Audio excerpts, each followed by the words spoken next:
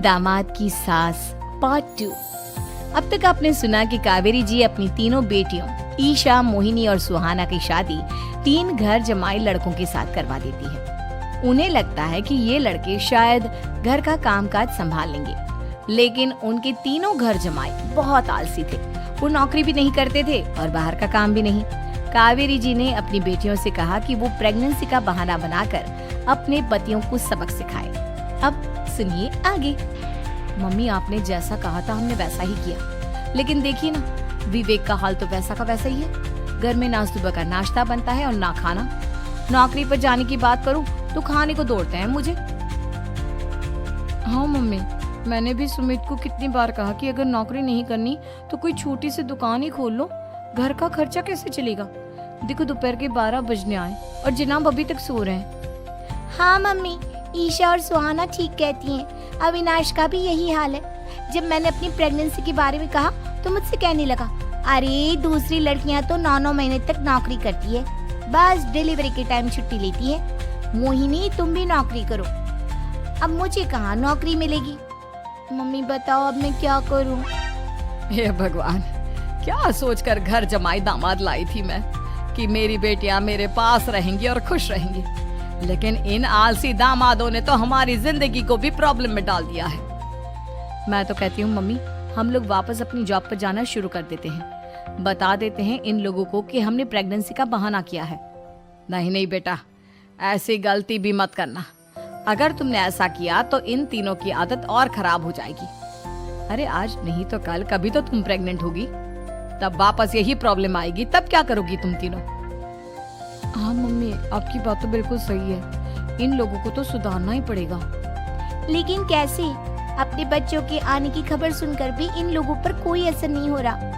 पैसे कमाने के लिए घर से बाहर निकलना ही नहीं चाहते ये तीनों। अब मेरे दिमाग में एक प्लान आया है। तुम तीनों चिंता मत करो, उन तीनों को बुलाओ, फिर मैं बात करती हूँ। थोड़ी देर बाद कावेरी जी अपने तीनों दामादों को सामने बुलाकर अपनी बात कहना शुरू करती है। अविनाश, सुमित और विवेक, देखो बेटा, मैं ना तुम तीनों से बड़ा प्यार करती हूँ, इसीलिए तो तुम्हें घर जमाई बना कर रखा है मैंने। अरे मम्मी जी, सीधे सीधे कहिए ना, क्या बात है? प्यार तो हम भी आपको बहुत करते हैं। अरे मम्मी जी, आपकी इज्जत भी बहुत करते हैं। अरे भाई, आपके जैसी सास और कमाने वाली बीवी सबको मिलती है क्या? हाँ मम्मी, विवेक और सुमित ठीक कह रहे। आपकी बेटी से शादी करके मेरी तो जिंदगी ही अच्छी हो गई है। जानती हूँ मैं, और ये भी जानती हूँ कि तुम तीनों अपने अपनी बीवियों से बहुत प्यार करते हो। बेटा, बात ऐसी है कि हमारे कुल गुरु ने कहा है कि प्रेग्नेंट होने के बाद मेरी तीनों बेटियां शुरू के 4 महीने हमारे गांव में जाकर रहेगी, जहां मेरे चाचा जी रहते हैं। अरे लेकिन क्यों मम्मी, गांव में जाकर रहने की क्या जरूरत है इन तीनों को? वो क्या है ना बेटा, हमारे परिवार को एक श्राप है। अगर मेरी बेटियों ने यहाँ पर बच्चा पैदा करने की कोशिश की तो उनके बच्चों को कुछ भी हो सकता है। इसलिए अब से लेकर 4 महीने पूरे होने तक इन्हें गांव वाले घर में रहना पड़ेगा। हाँ तो इसमें प्रॉब्लम क्या है मम्मी जी? हम भी वहाँ जाकर रहेंगे, पिकनिक मनाएंगे। अरे भाई, बीवी जहाँ हम भी वहाँ। हाँ यार, आइडिया तो बहुत अच्छा है। शहर की जिंदगी में रह रहकर परेशान हो चुके हैं, अब कुछ दिन गांव में बिताएंगे। तुम लोग समझने की कोशिश क्यों नहीं करते? तुम में से कोई भी वहां नहीं जा सकता, और मैं यहाँ रहूंगी ना तुम तीनों के साथ। 4 महीने की तो बात है, उसके बाद ये तीनों ही लौट कर आ जाएंगी। ठीक है मम्मी जी, अब हमारे बच्चों का सवाल है तो ये तो करना ही पड़ेगा। कावेरी अपनी तीनों बेटियों को कुछ दिन के लिए घर से बाहर कहीं दूसरे शहर में रहने के लिए भेज देती है। कुछ दिनों के बाद, अरे मम्मी जी, बहुत दिन से पिज्जा नहीं खाया, मंगवाइए ना। क्या बताऊं बेटा, पहले तो बेटियां खर्चा दे देती थी क्योंकि उनकी नौकरी थी, लेकिन अब तो मेरे पास पैसे ही नहीं बचे। थोड़े बहुत पैसे हैं जो बच्चों की डिलीवरी में काम आएंगे। लेकिन मम्मी जी, आपकी बेटियों को वापस आने में तो अभी बहुत वक्त बाकी है। वही सोच सोच कर परेशान हो रही हूँ। सोच रही हूँ कल से दूध भी बंद करवा देती हूँ। अब दूध वाले को देने के लिए पैसे भी तो नहीं है ना। अरे नहीं नहीं मम्मी जी, अगर दूध भी बंद करवा दोगी तो मुझे चाय कहाँ से मिलेगी? और चाय के बिना मैं तो मर ही जाऊंगा। क्या करूं बेटा, इसके अलावा हमारे पास कोई ऑप्शन नहीं है, मेरे पास पैसे ही नहीं बचे।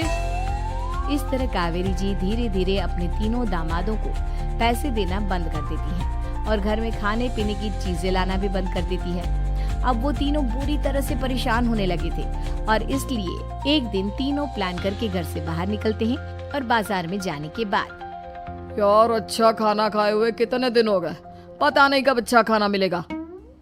हमारी बीवियों के जाने के बाद तो हमारी हालत भिखारियों जैसी हो गई है यार। कुछ भी हो, मुझे तो आज पिज्जा खाना ही खाना है। जेब में 1 रुपया नहीं है और पिज्जा खाएगा, कहाँ से आएंगे पैसे? अरे देख वहाँ सामने बोर्ड पर क्या लिखा हुआ है, कंप्यूटर पर काम करने के लिए एक आदमी की आवश्यकता है। भाई मैं तो जा रहा हूँ, काम करूँगा और शाम तक पैसे लाकर आराम से पिज्जा खाऊंगा। जा जा, तुझे कोई काम नहीं देने वाला, हम तो घर जा रहे हैं। चल भाई सुमित। सुमित और अविनाश वहाँ से चले जाते हैं और विवेक उस कंप्यूटर शॉप पर सारा दिन काम करके 5,000 रुपए कमा कर घर लौट कर आता है और अपने खाने के लिए अच्छी अच्छी चीजें भी लेकर आता है। ये देखकर विवेक और सुमित के दिल में भी कुछ पैसे कमाने की इच्छा जागती है। अरे सुबह सुबह कहाँ चल रही है तुम? मम्मी जी एक बहुत अच्छी जगह मिली है, कंप्यूटर पर काम करने के 5,000 मिले थे कल मुझे। अगर रोज काम करूँगा तो पूरे 40,000 की तनख्वाह। अरे वाह, ये तो बहुत अच्छी बात है दामाद जी, आपको जाना ही चाहिए। सुमित और अविनाश विवेक को इस तरह तरक्की करते देखकर परेशान हो जाते हैं और वो दोनों भी काम की तलाश में निकल पड़ते हैं। धीरे धीरे उन दोनों को भी काम मिल जाता है। अब कावेरी के तीनों दामाद छोटी मोटी नौकरी करके अच्छा पैसा कमाने लगे थे। एक दिन कावेरी उन्हें अपने पास बुलाती है। अरे वाह, विवेक 40,000 कमा लेता है, अविनाश 60,000 और सुमित तुम भी 40,000 के आसपास कमा ही लेते हो। कुल मिलाकर तुम अच्छे खासे पैसे कमा रहे हो बेटा। हाँ मम्मी जी, बहुत मजा आता है जब महीने के एंड में मोटी रकम हाथ में आती है। पूछिए मत मम्मी जी, घर में रहकर रोटी बना बना कर और तो जैसा महसूस होने लगा था मुझे तो। हाँ बेटा, तुम तीनों की बात तो बिल्कुल ठीक है और जानते हो अब तुम तीनों की पत्नियां भी वापस लौट कर आने वाली है। लेकिन मम्मी जी अभी तो उन्हें गए सिर्फ 2 महीने हुए हैं, आपने तो कहा था वो 4 महीने के बाद लौट कर आएंगी। ऐसा कुछ नहीं है बेटा, मैं सिर्फ तुम तीनों को सबक सिखाना चाहती थी कि आदमी घर में बैठकर बीवी की कमाई खाता हुआ अच्छा नहीं लगता। इस दुनिया में हर इंसान को मेहनत करनी चाहिए, काम करना चाहिए, चाहे वो औरत हो या आदमी, ताकि अपने परिवार को संभाल सके। कावेरी की बात सुनकर उन तीनों को अपनी गलती का एहसास होता है और कावेरी उन्हें सच बता देती है कि ईशा, सुहाना और मोहिनी शहर में ही कहीं दूसरी जगह रह रहे थे। शाम के वक्त उन तीनों की पत्नियां लौट कर आ जाती है और कावेरी जी का परिवार एक खुशहाल परिवार की तरह रहने लगता है।